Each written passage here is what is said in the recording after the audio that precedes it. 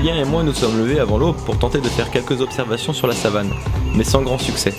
Nous avons laissé les autres dormir et récupérer un peu. Après tout, c'est leur première véritable expé en forêt un peu engagée. Ce fut une bonne surprise de trouver le café prêt en redescendant. Nous prenons le petit déjeuner tous ensemble sans trop traîner, puisque l'objectif du jour c'est de remonter la crique en canoë, pour rejoindre un saut en amont du camp, et tenter de trouver une petite grenouille bien sympa.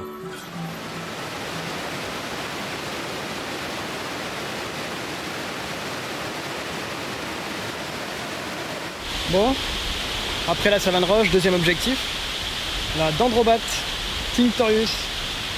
Là on a fait une demi-heure de canoë depuis le camp pour rejoindre ce nouveau saut, là, qu'on voit un peu derrière. Et c'est un très bon spot pour voir la Dendrobat.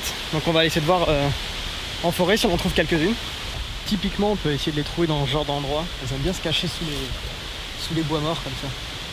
Elles n'ont pas l'air très actives là, on reviendra peut-être en début de matinée ou en fin d'après-midi. Ou après une petite pluie parce que là il fait sec, il est presque midi. C'est vraiment pas l'idéal.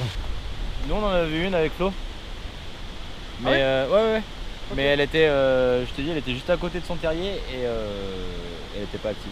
Le temps qu'on s'approche, elle s'était foutue dedans. Okay. Et dès qu'on s'est encore plus approché, elle a disparu. Enfin, on la voyait encore quand elle était dans son terrier.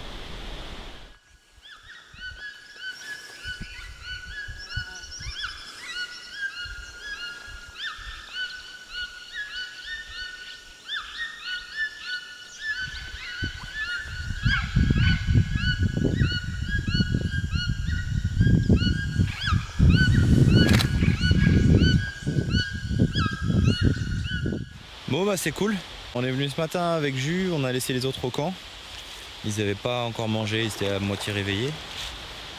Et l'objectif de trouver la Dendrobat, et ben on l'a trouvé, enfin plutôt Julien l'a trouvé. On en a vu une hier avec Flo mais elle s'était barrée direct alors que là on a pu passer un peu de temps avec elle.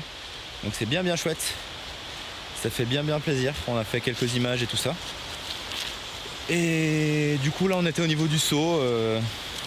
Au spot là où on savait qu'il y avait les Dendrobat. Donc c'est la même espèce qu'on peut trouver un peu partout en Guyane, Dendrobates tinctorius.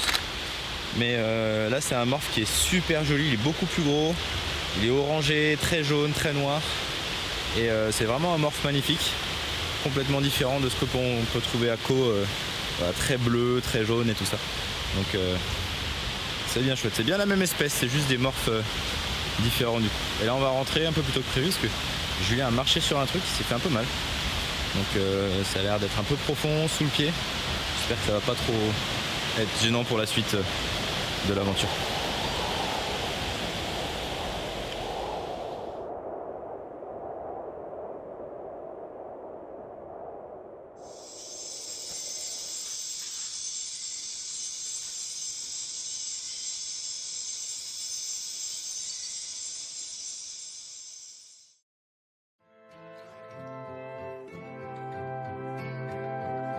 Au bout de 2 jours, la vie de camp s'installe tranquillement.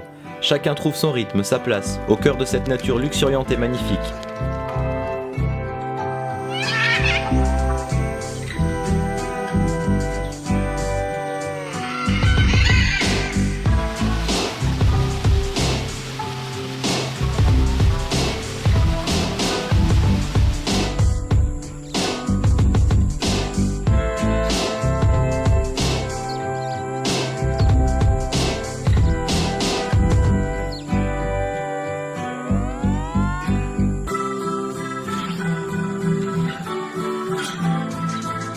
En allant à la cascade, nous avons repéré un voisin pas trop farouche.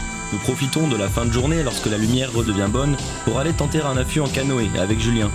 Pas facile de photographier depuis l'eau, mais après avoir ciré un peu les bancs du canoë, nous arrivons à sortir quelques images de cet oiseau atypique.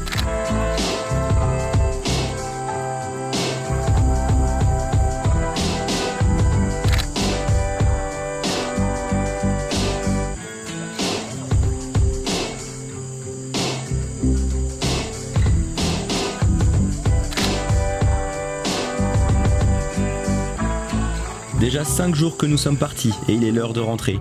Il nous faudra faire le retour en 2 étapes. Nous ramerons environ 45 km le dernier jour, sous un soleil de plomb et un fort vent contraire sur les dernières bornes.